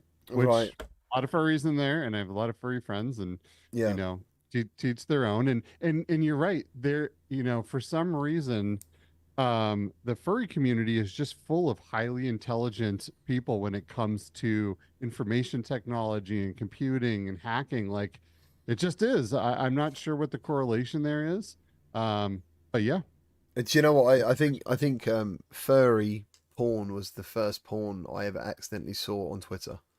Like Really? Oh, it was kind of like I kind of thought, how is this showing up on my feed? How is this allowed? And don't ever search it, because apparently Twitter's also got no real boundaries. Yeah. But yeah, there were some rude dogs or furries doing furry my- things on there. So yeah. So I'm Michael, not a down furry, this- by the way, how did we chat. get down I'm this- not. I have friends. he's who a are furries. femboy. He's a There's nothing femboy. wrong with that, Brad. You can be a furry if you want to be a furry. He's I'm not though. No, he's My a wife. I would actually, dude. Actually, what? Every time I bring my wife into VR chat, What, she what? always wants to pick a furry avatar. So I've learned a lot about her just by putting her in that platform. You don't know who you're living with until you put them in VR chat, basically. Yeah, Let who- them pick their avatar. Who do I want to be? Hmm. Yeah. You can That's be crazy. anything. You Here can be go. anything. That is a really good psychological experiment, right? Put 1 million people or put 1,000 people in there, see what they pick. Give them literally everything to choose from. I'm What do so you- what do you unoriginal. want? Like, I'd go in there and want to be like a character from a game. That's pretty Yeah. much the first thing I think about. But yet, I'll have some Polish guy who looks like a big potato chip getting angry with me, and I would never go in there and be like, I'm gonna be a potato chip with a hat on. Like, it would it wouldn't occur to me, and I don't know why. Maybe I'm just boring. I don't know. I'm always just me. I'm always like a Ready Player Me or some avatar that represents me. I guess I'm just boring. Yeah, that's what I'm saying. Like, but yeah, you're boring, Skeever. Yeah, I am. Michael Mario. Grant. Michael Grant. Yeah, I've done that. Brad, in your professional opinion, what do you think the Vision Pro will smell like? That's what it says. I'm just saying. Did you see Chinese Marquez probably factory? did smell the battery What? though. I think it'll smell like Chinese factory. I actually recently got AirPods, right? Like the new AirPods that work with them, because my whole shtick is I want to understand the whole ecosystem of this product, right? I took those things out, and holy crud, that factory smell was strong, man. Like holy crud. But yeah, doesn't smell good like the vent on the Steam Deck, you know. That is a special sort of smell. Yeah, I do like Do that. you smell. like? Do you guys like new headset smell? Because I got to tell you, Dude. when I open a headset, it's like a thing for me. I'm like, oh, I can't wait for the new headset smell. It's like getting in a car, a brand new car. You know what I mean? I like Oh, I love everything it. about the unboxing Love of it. it. As long as Yeah. it's a decent box, I like everything about it. I upgraded my my Quest today to the 512 or whatever, and yeah, that was quite nice. Nice. Like unzipping Cool. stuff, and Okay. that was pretty cool. Yeah, I sent my Quest away to someone else who's really interested in making content. So I was like, Good right, for you. That's awesome. Oh, Yeah. cool. Nice. Passing it along. Yeah, you know what Yeah. I'm looking forward to, Brad? You just talked about the earbuds. I'm looking forward to hearing the audio on this Apple Vision Pro. Like, I've heard so many things about it and how great it is, but not many people have said much about it. And anything I've seen, again, I haven't seen a lot though. So, but yeah, Yeah. I'm curious as to this see is how what good I'm it is. saying. Like, they're not really like. I think expectations. This is Apple, so they assume it's going to be great. It is great, so we don't need to talk about it. That's what I think. Yeah. That's true. Yeah, like I actually saw a person who was like one of the main designers for Apple Vision. They commented on Twitter that a lot of reviews didn't even mention the things that they worked so hard on because they just didn't notice it. It was just like the expectation of what It did you would its want to job do. then. Basically, it did its job. Right. Yeah, Yeah. that's what I'm saying. That goes back to what we were saying 40 minutes ago or whatever about what happens when consumers get this, when normal people get this stuff. Or even VR tech reviewers. Like, one of the first things I look for, or all of us look for, when we listen to a headset, is how immersed am I by the sound that I'm getting out of the basic headset that I'm getting, and not having to put something else on. And how good does my fucking mic work? So I'm going in there and talking to somebody. Like, those are the things that I want to know immediately. And nobody said anything about the microphone. This is a whole thing where you're supposed to be able to FaceTime people, and the microphone's going to be a big thing, and we're going to be able to do social things in here. The microphone better be great. Like, if I Yeah. get the Rift S microphone and it's with everything I do, that's a problem. Nobody said anything about it. We are going to go to well not over true. the 10 minutes, everyone. But There's- anyway. There's a whole thing where they do video calls with each other with Marquise and the guy from the Vive, and yeah, there's Does it sound good? a bunch of it out there. It probably it's sounded great, so they probably never Sounded commented fine. on it because it just sounded fine. Yeah. Artful asked, is Apple Vision Pro a winner or a loser? I don't know how you're going to answer that yet. I guess you got Not even out. to tune in next week. Yeah.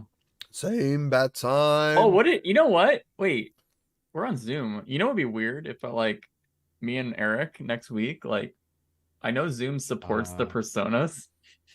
Did we What do if that? Did we show up as our personas? Yeah, what if we show up as our personas? Oh, no way. That'd be amazing. Yeah, do it. I reckon I could get Mike on the Did show we do if it that's that the way case. live from Disney World, Brad? It wouldn't even... I reckon. Both sitting next to Walt, the statue of Walt at Magic Kingdom, with our Apple Vision Pro headsets on and our personas on VR CruCast. Yeah, another thing, real quick, another little feature. I know we keep talking about Vision Pro, but like this is something that Ben Lang noticed that no one else talked about.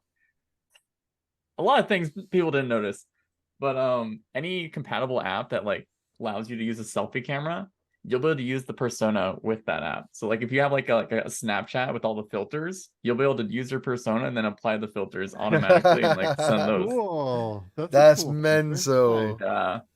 That is Right. mental. Right. Okay. So, Artful, we can't answer that yet.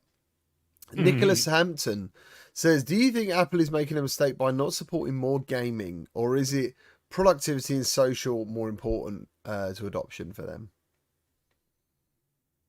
I'll take first stab at that. I think they're doing exactly what they need to do.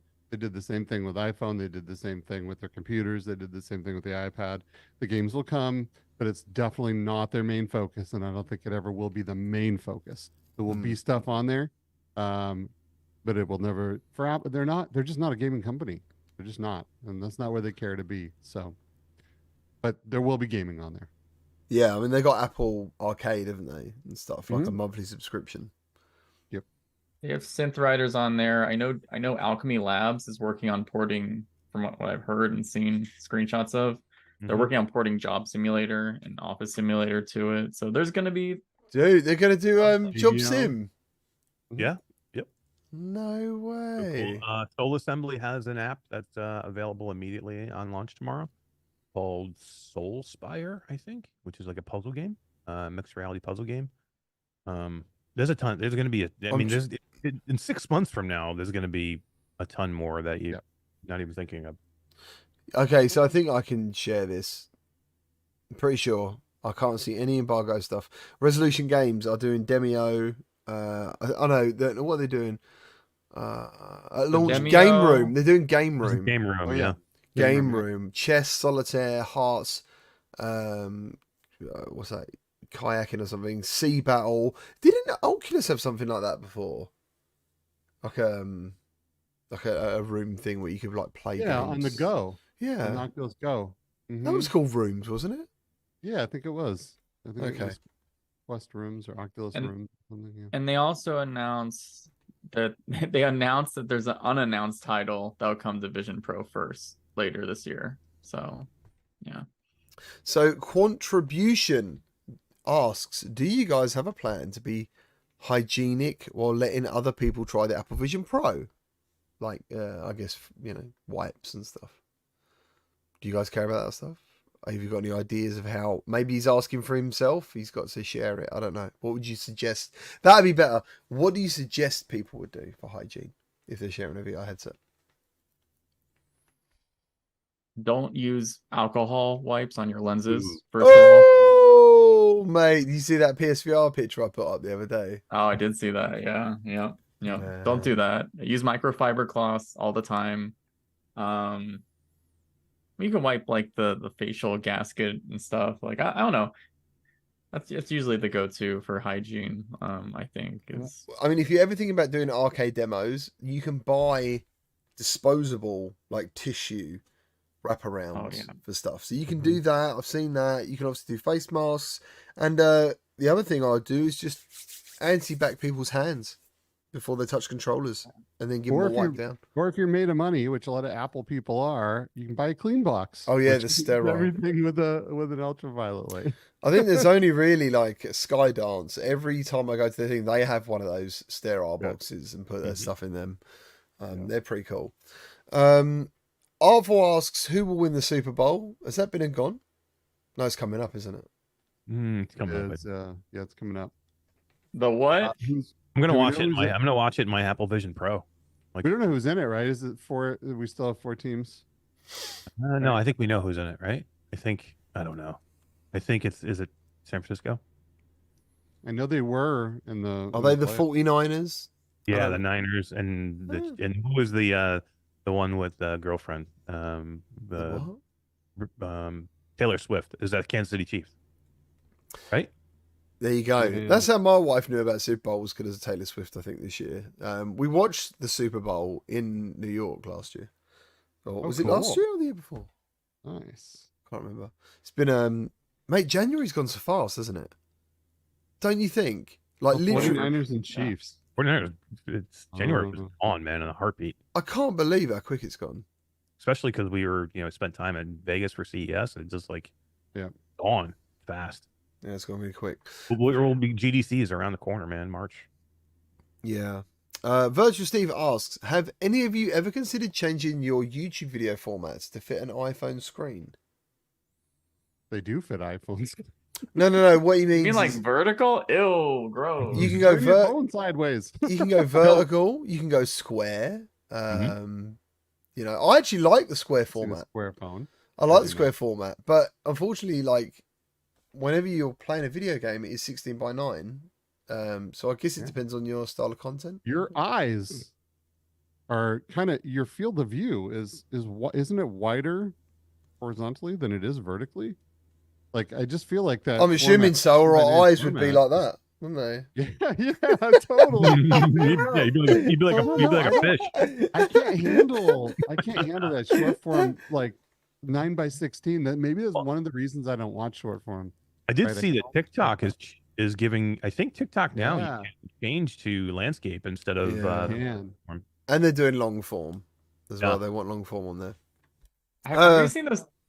Have you seen those TikTok videos where they have like 2 square videos to like try to gather as much interest? You'll have a video at the top which is potentially the information, and the bottom one would just be Grand Theft Auto of just someone going down a slide, something random with balls around it. And I don't mean like balls, human balls. I mean like balls.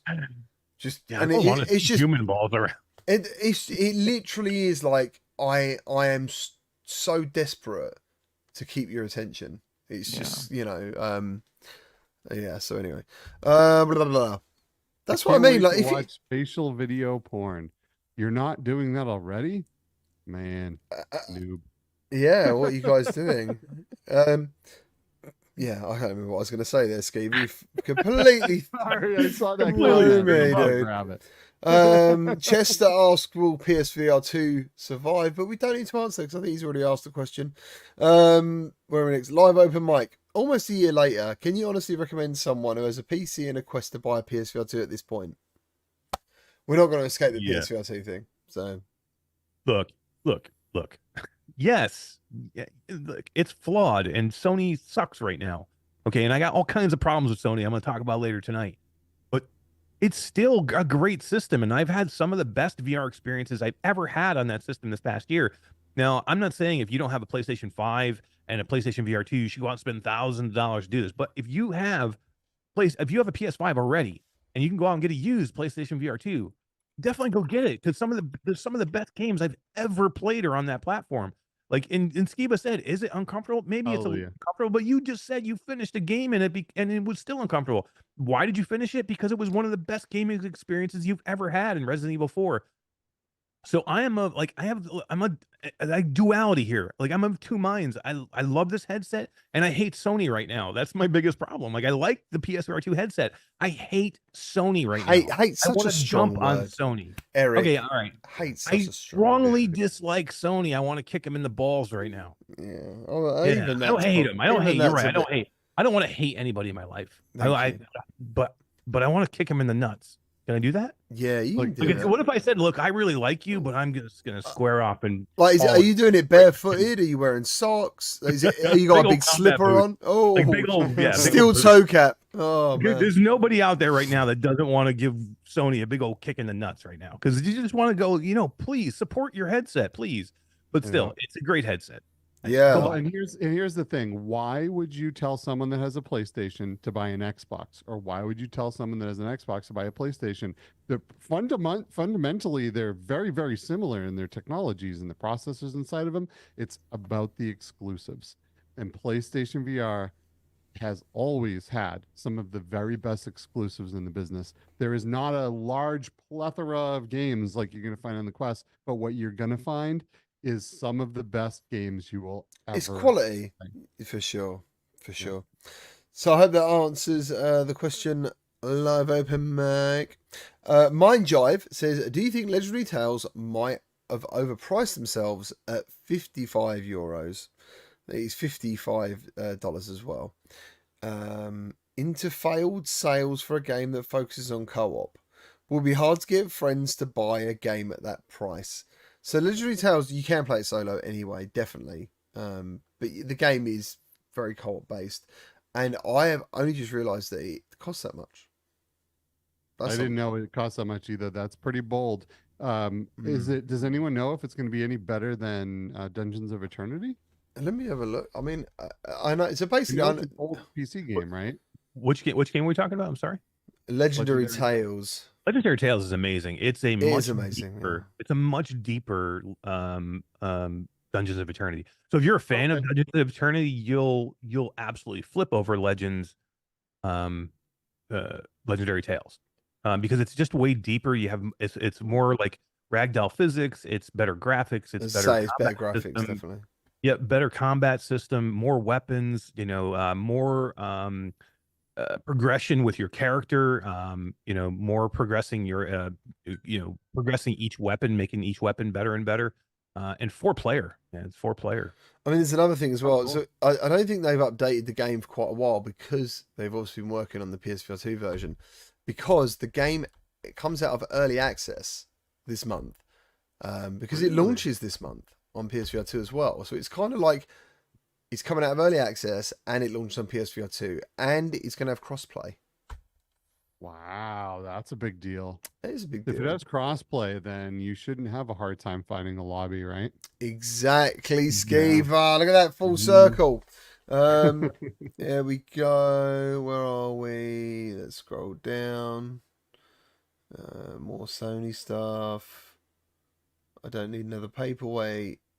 Is Shiftfall dead? Now it's being sold off by Panasonic. Does anyone know what that means? Shiftall? So the Shiftall, they make the headsets that Brad loves to talk about. Brad? Can you explain this? Do you know Panasonic has been showing off like an HMD for the past few years at CES? Maybe not. It's the one that looks like glasses called the Megan X. Right. Megan X. Yeah, Panasonic Great decided they're headsets. done with Shiftall, sold it off to some other company that used to sell NFTs at one point. So Oh. yeah. Those controllers, though, right? Those controllers where you flip them over and then you have full use of your hands. I think those things are pretty dope. And they have a great full body tracking system that does not require base stations. So that part's really cool. But their headset, they've been working on it for so long and they just can't make it very good. It's too bad. feel like they're Doesn't- the Pimax of Japan. Yeah, Yeah, totally. very much. Yeah. Their original design was so cool, right? And now they shifted away from at least the design it looked cool, but it felt horrible on your face. But yeah, Right? no, It it was wasn't comfortable in any way. these glasses that, these round screens, but it looked cool. Absolutely garbage to wear. So yeah, poor Well, they were so Shift small when they first came out. Like when we first Yep. saw them 2 years ago or 3 years ago, they were like 3 years ago, yeah. nothing was ever anywhere near that size. Yep. So to have like a VR headset that was, the size of what we see the big screen now. I mean, it was kind of like revolutionary. But we've all seen it. They still haven't shipped, and we've seen how many other headsets come out since then that are smaller. Yeah, if you're going to make something like the big screen beyond, you have to do it at least as well or better, right? I mean, otherwise people aren't going to put up with that. There has to be a comfort factor. There has to be, there has to be a lot of different things. And I don't know, big screen kind of knocked that one out of the park. What are we if we don't constantly improve? Eh? Right. Because Go backwards. next week when we do this, I'm going to ask everyone to write the word question, because it's very hard to sift through all these comments. But before we go, there was another one for Brad Schmear. Where was it? I bloody lost it now. Brad Schmear? Yeah, where was it? Oh, I don't know. There was one for Brad. Why is he so beautiful? I don't know. Good genes. Good genes. That's what we'll call it. Brad doesn't wear jeans. He lives in Florida. Brad, do you know what wear jeans? Never. It's rare, very rare when I can wear jeans here. Brad, you're saying they actually stopped Valve Index production officially? Is that just What a I rumor? heard quite recently. Oh, I wonder why. I got to tell you, I could have probably have swung getting the Apple Vision Pro monetarily, cost-wise, but I didn't, because if I did, I would have not have been able to get the Deckard when it was finally announced. It could be 5 years away. I don't know, but I feel like it's not. And if I could not buy that headset, I would be devastated, because all this time, the 20 headsets on my shelf over there, nothing has taken my index away so far. And I feel like the only company that has a shot of taking my index from being my daily driver is again Valve, because That's happening this year. Right. I really do believe they're going to release a PCVR headset this year. Yeah. And do you think it's going to be standalone and crap? I don't. I unless they go like Steam Deck style, like you get their headset version. Because at the moment, I think you get like Steam Deck verified games. So, for example, that they like optimized, I guess, to run on Steam Deck. Wonder if that happened for VR stuff. Could. It very well could. I mean, I know this this one YouTuber guy who's done a whole bunch of videos on different types of resolution or rendering forms that they could be doing. So I don't know. I think there's a good chance that we could see some standalone, or at least some kind of cross thing that we haven't really seen before. Has he got a YouTube channel called FemBrad? Is it FemBrad? Rembot? FemBrad. I'm Brad. FemBrad. Third channel coming up. Yeah, but what happens if that Deckard doesn't come out for 2 more years, man? No, it's this year, dude. Who cares? This Well, industry is super long haul anyway. Doesn't Yeah, matter. It is. Look, it's I very possible. That is very, very possible, by the way. It might not. Maybe they're planning on it coming out this year, and then they stop production of the Index, they start production of this new headset, and things go wrong. And then it's delayed again. You just don't know. Do you know what they will do? And I think they saw the power of it. It's not just good hardware. It was dropping Half-Life Alyx. It was dropping amazing software. Similar to like fucking what would have Xbox have been without Halo? Do you know what I'm saying at that time? For sure. Yeah. I'm just saying there is a thing.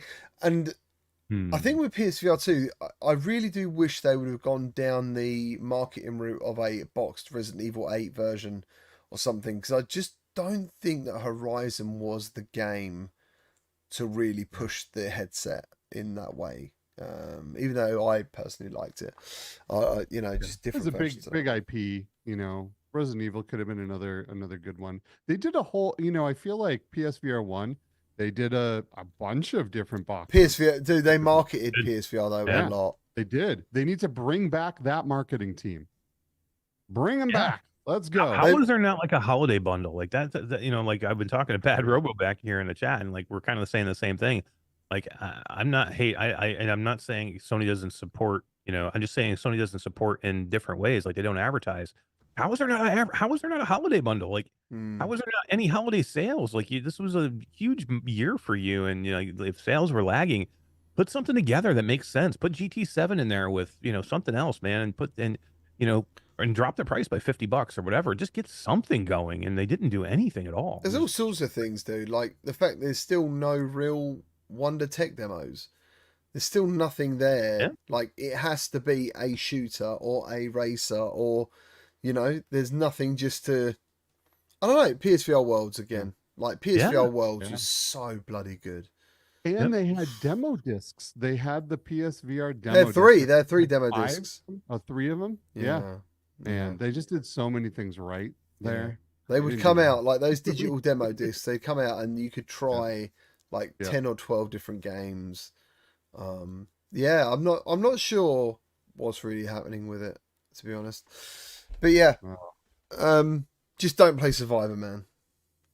Now I got to go play it. It's been sitting in my library for a month. You might have a good time with it because you're a fan of Les Mills, is it? No, Les Mills. What's his name? Mills is the workout guy. Les Stroud is man. His name's Les. He's Canadian, eh? Him and Todd hang out. They eat poutine and drink maple syrup together. Can I ask you guys a Q&A question out of curiosity? Right? Hell yeah. Nothing related to our previous discussion just now, but like, was there ever a product that you're an early adopter of that you wish so badly took off but didn't? For me, it was the PlayStation Vita. I was just gonna say the same thing. PlayStation Vita. Vita, nice. I remember that. Remember it, son. You need. I got one right here by my bed, look at that. Dude, that thing was so good. Holy frick! So, I turn it on now, man. It's got like the back touch thing. It's a touch screen. It's got all the. Oh, it's hacked though. Like I can download any PSP or PS Vita game. Play it. I love it. It's all 10 of them. Amazing. No, dude, there was a lot on there. Don't say that, bro. The PSP though itself had a fantastic library. I think it was so good. I have so many back from the Nintendo days, like my Virtual Boy. I really, really enjoyed the Virtual Boy. I wish it took off better. Wish the Power Glove. I did not know that, Skeever. You actually owned a Virtual Boy. I still have one. Yeah, I still have it. I fix it like every year and a half because like the way the Virtual Boy works, it has these things that go back and forth really, really fast to make the picture, and then they eventually unsolder themselves from the board, right? So, every year or two, go in there, resolder everything back to the board, and play it a bunch. But honestly, there's a great emulator on the Quest that makes me not even really want to bother opening that thing and fixing it. Actually, the Virtual Boy emulation is fantastic on Quest. It's so good. It's really so good. It's really good. But that and like, do you remember the U-Force for Nintendo? I thought that was the coolest looking thing ever, and it just never got any cool support. Didn't work. Talk to me. Well. You're not on about the robot thing. No, the U-Force was like it looked like a laptop. You opened it up and you just waved your hands over it. It was like hand tracking for the Nintendo, and I just thought it was the coolest thing ever, and just never really did anything. Listen to these guys, bro. They sound so old. What about you, Mesh? Oh man, what was the Xbox thing with the camera? Oh, Connect. Xbox Connect, or even PlayStation Home. When that came out, I was like, Home was like VR chat kind of thing for a feeling of that, like. But it was so new then, right? Like there was nothing like it. It was so cool. I remember going in there and just going to the bowling alley and then going to the mall and like walking around the whole area and just meeting people for the first time and like back then, chatting with strangers was unheard of, but all of a sudden you just started doing it. And it was cool, and you met a whole bunch of new people. And we take it for granted today because we do it all the time in different places. But back then it was pretty cool. But yes, Mickey Bear was that one I was thinking of the most, was the Lynx XR one. That was so good. I like Stan. Like I root for Stan. He's a good dude. He's a friend. I wish the headset would have turned out better for him, and just it didn't work out. What headset? I was thinking the Atari Lynx. Oh no, I'm thinking about the Lynx XR1, which I kickstarted back the Lynx because I believed in Stan and I believed in his vision at the time, and just like everything went wrong with him with that, and he, it wasn't all their fault, and it just bad timing, and the XR1 headset I think could have been cool 3 years ago, and it's just kind of dead on arrival now. Substack. Sorry. Oh, go ahead. No, No, I've got mine. I've highlighted my comment. Go. Do you remember though using the links for the first time and seeing that color pass through? Like we didn't have anything really with color pass through at the time, and to see that demo and be able to see through the headset in full color was the first time I really had that in a standalone headset. And I thought it looked so cool. You know, the solar system was in the room, and like it was so awesome. They wanted a product that didn't rely on selling your data to be profitable. Everything about it was so cool at the time. Those lenses were revolutionary, you know, and it was so thin and flat. And now we look back at it and we have the Quest 3 and it just doesn't look very impressive. But if it had come out when they originally wanted it to, it could have had some legs. And it's just so sad. Have you seen that headset that everyone's trying to block talking about on Twitter? Is it the visor or something? It's so funny. It just looks like pre-rendered crap that this guy's trying to make a channel out of. Is it by Immerse? By Immerse, yeah. Yeah, that thing looks pretty cool. The thing is, you got to remember. Is it real? Is it even a real thing? Yeah, it's real. Just remember this though. I don't know if this is actually going to ever ship or how it's going to look like when it ships. I mean, I know Renji, but Immersed is a viable product. So it's not like it's a company out of nowhere that's never done anything. Immersed is like a great software. Like if you want to do workflow in virtual reality, Immersed is one of the best ones out there. Todd uses Immersed all the time. He's tried every one of them, and he prefers Immersed over almost anything to work in, and he works like all day long in it. So that's the only thing that I think is kind of upfront with Immersed is they actually have a product, and the headset is like, we'll see. I don't know. We'll have to see. But yeah, Renji Bajoy or something. Yeah, the world's sleekest 4K per eye AR VR headset. I mean, it looks. I don't know anything about it. It doesn't look like there's anything physically. It doesn't exist. Does it exist? We haven't seen one yet. Because I know that I'm going to South by Southwest, and I'm going to hit them up. I'm going to try and go there. We're going to South by Southwest, which is in Austin, and that's where they're located. And I'm going to hit them up. We're trying to go there. If we can put our hands on it, I'll put my hands on it. We'll see. I mean, I hope it happens. It's weird when you just see all these renders of an image. I kind of think like, is it just like a bloody Bacchus, and then nothing happens? Because they do have some big partners. Like they have Qualcomm as a strategic partner with their Gen 2 XR chip, and then they do have Intel as a strategic partner as well. What that means, I don't know, but at least they have something behind them. I mean, I hope they can make it work. A random game that I've just seen called Fight Crab. It's $10 on Steam. It's not VR. You can play it on Steam Deck. It looks pretty crazy. Fight Crab? Fight Crab, yeah, check that out. It's fun. So, yeah. Have you played it? I played on my Steam Deck. I played it. It's fun. It looks really fun. It's really jank, but like jank in like the fun way. Good jank. I love good like jank, good man. Good Like jank. that's why power slap in VR is just good jank. That's not good. That is good jank. I Don't love tell anybody that. It's it. the Was worst so. game I've ever played. It was the best shit I've played in ages. I'd rather play What the Bat than play. Fuck. Mate, I can't even fire up What the Bat. I start it and I turn it off again. I don't know why. I can't even get to. I've never actually hit anything in there. No, you don't want to. It's not good. You don't want to. Anyway, Yeah. Substatica from 26 minutes ago. Breaking Meta's AR vision. Oh, we already had that, mate. Sorry. We already had We're that. faster than Twitter. Yeah, we got Brad here, dude. He's telling us it all. Game is insane, by the way. It does it really good. It's really nice to see all these people talking about all their past things from Brad's question about failed stuff. It's really cool. Patapon, I remember that on PSP. That was so cool. Who else likes to be power slapped? Oh no, yeah. See, we haven't got the boys here. We haven't got the strangers here to be all filthy and talk about sexual diseases. Nice. Which I think is a sexual disease anyway. I don't really know much about it. Yeah, I was trying not to say it. Oh, sorry, my bad. No, he said it anyway. Not gonna say it. So yeah, Arlen Kunder says he liked the Wii U. I love the Wii U. It was, I thought it was a great console, especially Nintendo Land, where you could play like tag. And it was so funny because it had a camera and it would film obviously people's reactions and stuff at the same time. Like, really cool shit. Really cool shit. Loved the Wii U. It was the biggest marketing failure that ever was. It's unfortunate. It was such a good console. It's kind of weird, isn't it? Because it was obviously it was like a transitional console where they wanted to still be a console, still be like the Wii, but also be a handheld, and then they flip fully into the Switch side of thing. But yeah, I have to mention real quick too, Pal World. I know you're not into a GT, but oh my god, I've been playing that in first person VR, and it's so freaking good. I'm glad you like it, dude. So good. I'm almost 40 hours in now. Did you mod it to have the real Pokemon in there as well?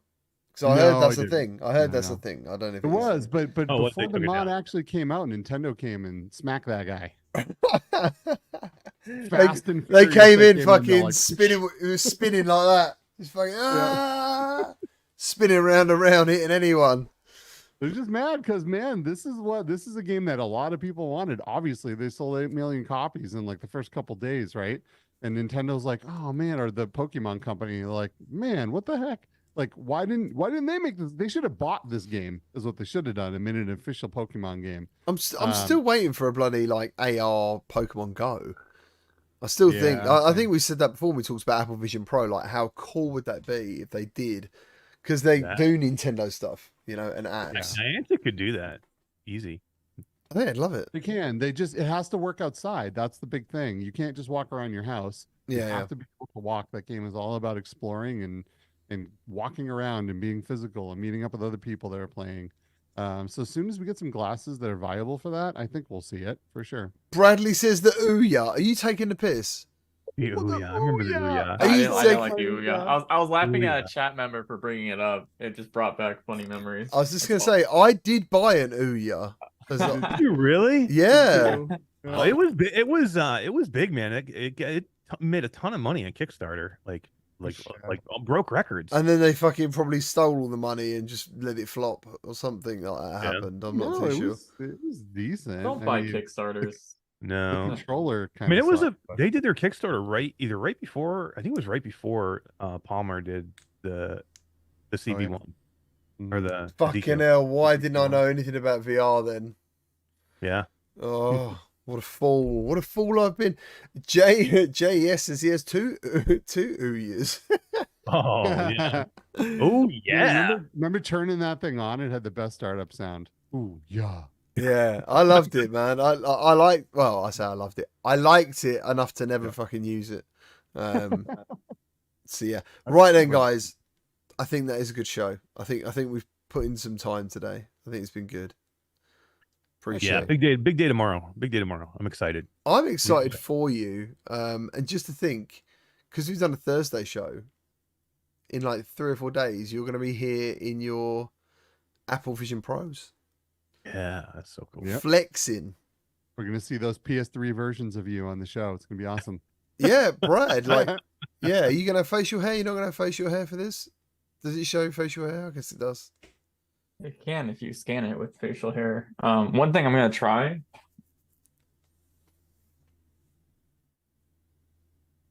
He's not got any socks on.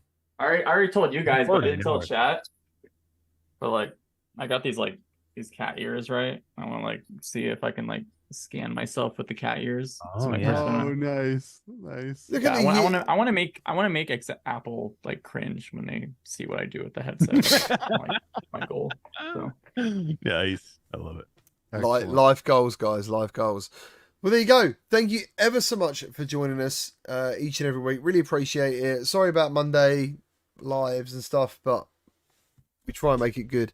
And yeah, appreciate you. And we will see you all Monday. Take care. Have a great weekend. See you next time. Thank you. Bye bye bye. Bye bye bye. Bye, guys. Goodbye.